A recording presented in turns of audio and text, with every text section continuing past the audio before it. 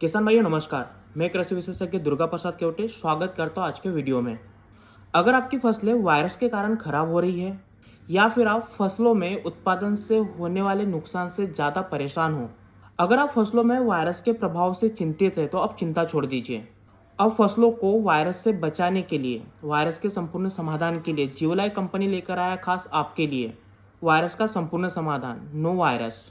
No virus Bharat का सबसे पहला विषाणुनाशक एक व्यापक स्पेक्ट्रम हर्बल से बना एक एंटीवायरल प्रोडक्ट है जो कि 100% प्राकृतिक और ऑर्गेनिक है। यह आपके फसलों को वायरस से बचाने के लिए सबसे ज़्यादा प्रभावी है और यह 100% रिजल्ट के साथ न केवल फसलों की रोग प्रतिरोधक क्षमता को बढ़ाता है बल्कि वायरस को फसल से सुरक्षित रखता है।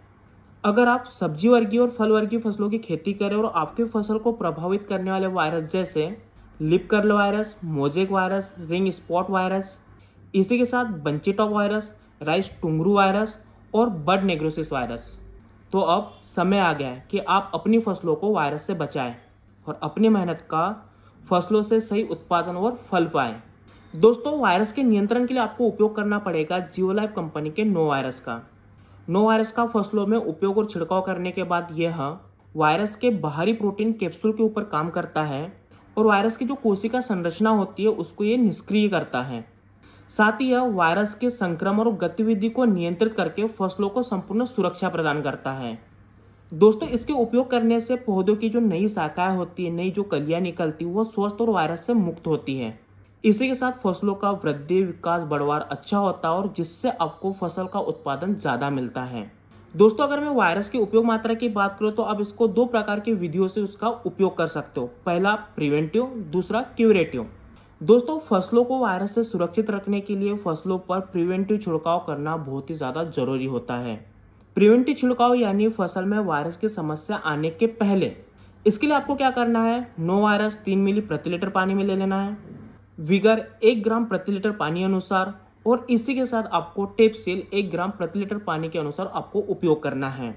दोस्तों, ये बताएगी तीनों दवाइयों को एक साथ मिलाना और फसलों के ऊपर छिड़काव कर देना है। फसलों में किसी प्रकार के वायरस का संक्रमण ना हो तो बताएगी उपयोग मात्रा के अनुसार इन दवाइयों को हर 15 दिन में फसलों के ऊपर छिड़काव करते रहना चाहिए, जिससे कि आपके फसल में आगे चलकर किसी भी प्रकार के वायरस का संक्रमण और इन्फेक्शन बिल्कुल भी नहीं होगा। दोस्तों, अगर आपके फसल में वायरस की समस्या आ चुकी है तो आपको क्यूरेटिव छिड़काव लेना है। इसके लिए आपको नो वायरस 3 मिली प्रति लीटर पानी के अनुसार, टेपसील 1 ग्राम प्रति लीटर पानी के अनुसार और फसल में रस शोषक कीटों के नियंत्रण के लिए सबसे बेस्ट कीटनाशक जो रस शोषक कीटों को पूर्ण रूप से खत्म करे, इसका आपको उपयोग करना है। दोस्तों, बताएगी तीनों दवाई को एक साथ मिलाना और फसल के ऊपर छिड़काव कर देना है। दोस्तों, एक बात ध्यान रखिए, पहला छिड़काव करने के बाद चौथे दिन दूसरा छिड़काव करना बहुत ही ज़्यादा आवश्यक होता है, जिससे आप वायरस को पूर्ण रूप से खत्म कर सकते हो और पूर्ण रूप से नियंत्रित कर सकते हो।